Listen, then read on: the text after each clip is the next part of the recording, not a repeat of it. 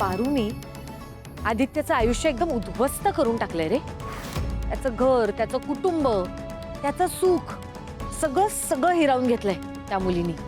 काय अवस्था झाली आहे पारूमुळे आदित्यची। त्याला दारोदारी धक्के खावे लागतायत, डबे पोचवावे लागतायत त्याला आज। हे सगळं तुझ्यामुळे झालंय अहिल्या। माझ्यामुळे? मी काय केलंय? माझी काय चूक आहे यात? हे सगळं पारूमुळे झालंय। काय बोलतेस तू? त्यांना घरात हाकलून दिलेस ना तू। आता काय त्यांच्याकडनं अपेक्षा आहे तुझी?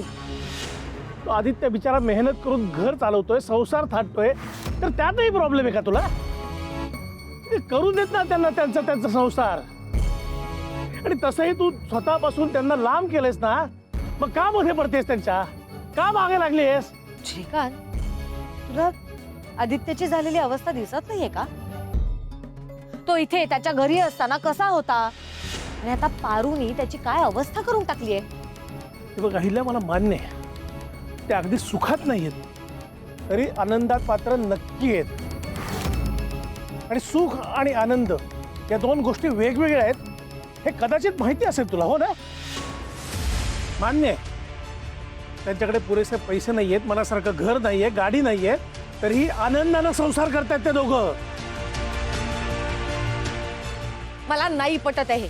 त्या मुलीनी प्लॅन करून माझ्या मुलाला माझ्यापासून दूर केलंय। कदाचित म्हणूनच आली का ती गावाहून इथे? नाही, मी तिला कधीच नाही माफ करू शकत। कुठलीच आई आपल्या मुलाचा असा अपमान होताना नाही बघू शकत। माझा मुलगा जगातला सर्वोत्तम बिझनेसमॅन, आज त्याची जी अवस्था झाली ती बघून तुला त्रास नाही झाला? आणि हे सगळं झालंय त्या पारूमुळे। मी पुन्हा एकदा सांगतो अहिल्या, चूक पारूची नाही तुझी आहे। एका साध्या गोष्टीला नको तितकं ताडून धरलेस तू। आदित्यने आपल्याला आवडणाऱ्या मुलीशी लग्न केलं, याचा आनंद व्हायला होता तुला। त्या दोघांचाही आनंदाने स्वीकार करायला होतास तू। हे तर तू केलंच नाहीस। पण आता ते मेहनत करून घर चालवतायत, संसार थाटतायत, याचाही प्रॉब्लेम आहे तुला? हो, आहे मला प्रॉब्लेम। कारण आपला मुलगा जन्माला येताना चांदीचा चमचा तोंडात घेऊन जन्माला आला होता, आणि आता त्याची जी अवस्था झाली आहे ती मी नाही बघू शकत। अहिल्या, काम करत होता तो, चोरी नाही। आणि देव न करो उद्या जर का आपल्याकडेही पैसे राहिले नाहीत, कंगाल झालो आपण, जगण्यासाठी जर का आपल्याला धडपडावं लागलं ना, तर कदाचित मी सुद्धा हेच करेन। अहिल्या, आठवतंय ना तुला आपल्या बिझनेसची सुरुवात आपण कुठून केली होती? पत्र्याच्या शेड मध्ये उभी केली आपण आपली कंपनी। तिथून ते किर्लोस्कर ग्रुप ऑफ कंपनीज पर्यंत पोहोचलोय आपण। विसरलीस का तू? नाही विसरले मी श्रीकांत, सगळं लक्षात आहे माझ्या। काही विसरलेले नाहीये मी। आदित्यने डिलिव्हरी बॉय म्हणून काम करणं एक वेळ मी सहन करीन, पण आज त्याचा जो अपमान होत होता, त्याची जी अवस्था झाली आहे ती मी नाही सहन करू शकत। त्या सुद्धा तूच जबाबदार आहेस अहिल्या। मला सांग ना, काय काय वाईट आहे त्या पारूमध्ये? अनेक वेळेला आपला जीव धोक्यात घालून आपली रक्षा केली आहे तिने, हे सुद्धा विसरलीस का तू? फक्त आदित्यने त्याला आवडणाऱ्या मुलीशी लग्न करण्याची इच्छा धरली, इथे तुझा इगो दुखावला, बाकी काही नाहीये। तुला सुद्धा असंच वाटतं की हा इगो आहे माझा? श्रीकांत, त्या मुलीने विश्वासघात केलाय माझा। मी अनेकदा तिला विचारलं की आदित्यबद्दल तुझ्या मनात काही वेगळ्या भावना आहेत का, तर प्रत्येक वेळेला तिने मला नकारच दिला। आदित्यने सुद्धा लपवूनच ठेवला ना माझ्यापासून गोष्टी। त्याचं पारूवर प्रेम आहे हे त्यांनी कधीच सांगितलं नाही ना मला। आणि अचानक एक दिवस मला असं कळलं की दोघांनी लग्नच केलंय। कुठली आई हे सहन करेल? ही शुद्ध फसवणूक नाहीये? आणि हो, फक्त त्या दोघांनी फसवणूक केलेली नाहीये माझी, तू सुद्धा मला फसवलंयस, तू सुद्धा माझा विश्वासघात केलायस, तू सुद्धा अनेक गोष्टी माझ्यापासून लपवून ठेवलायस। श्रीकांत, श्रीकांत! बाबा उठा ना बाबा। बाबा, काय होतं तुम्हाला? बाबा, श्रीकांत उठ! श्रीकांत! प्रीतम, ताबडतोब डॉक्टरला फोन कर, ॲम्ब्युलन्स बोलव लगेच। हो। श्रीकांत!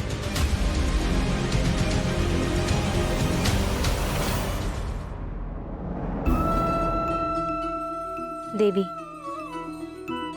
या लहानशा घरात जसं तू बहरत चालली आहेस तसंच किर्लोस्कर घरात सुद्धा तू बहरत राहा. तुझा सुख शांतीचा बहर कायम त्या घरात राहू दे. समध्यांना आशीर्वाद देत राहा. तुझ्या आशीर्वादाची गरज आहे समध्यांना. समध्यांना सुरक्षित ठेव. श्रीकांत सरांना आणि देवी आईंना दीर्घायुष्य लाभू दे. त्यांच्या प्रेमाची आणि त्यांच्या आशीर्वादाची गरज आहे आम्हाला. समध्यांचं रक्षण कर.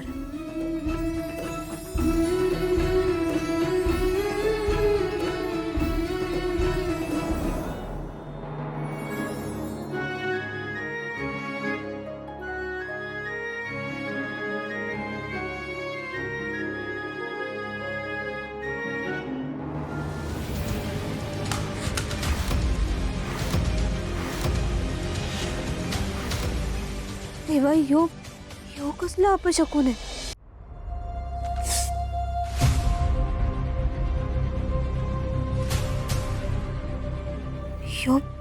ह्यो फोटो फुटलं कसं काय.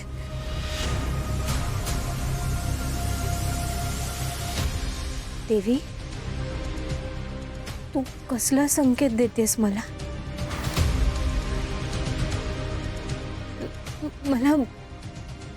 मला भीती वाटते. समजा ठीक असेल ना तिकडं.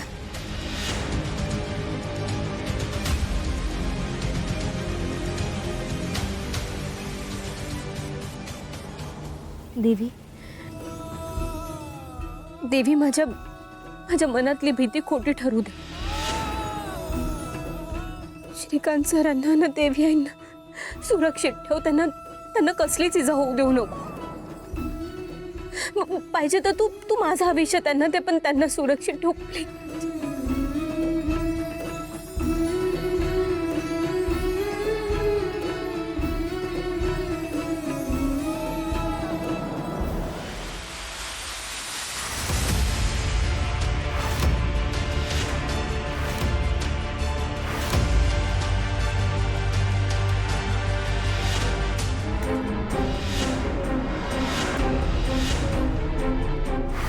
श्रीकांत, तू बरा होणार आहे. Shrikant, doctor doctor,